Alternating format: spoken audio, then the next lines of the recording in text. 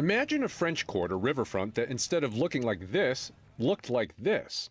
Had the expressway happened, it would have been a very real possibility. I think that it was miraculous that it was stopped.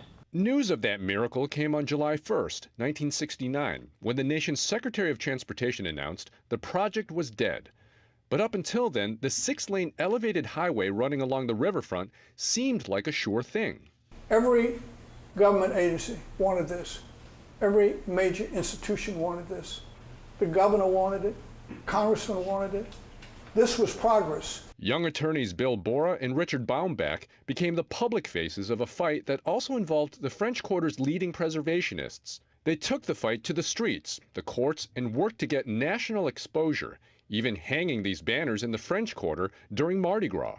They made sure that they got national media, which made it the whole nation look at the French Quarter and say, this is too big a treasure to get rid of. You know, that you're destroying something that's of value to the whole country, not just New Orleans. 50 years later, Stokes and journalist Jed Horn are working on a new edition of Bora and Baumbach's book about the Riverfront Expressway controversy.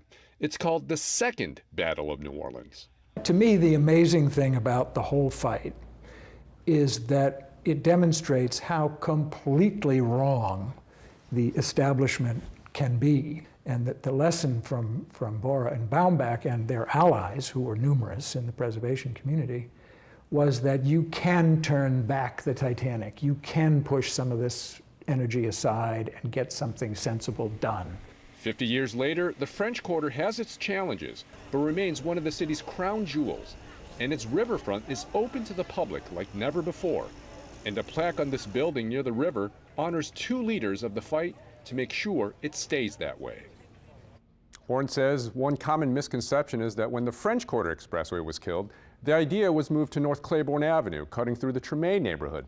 He says, in fact, the Claiborne Expressway had been in the works since the 1950s, but opponents lost their battle to stop it. Karen? Don, thank you.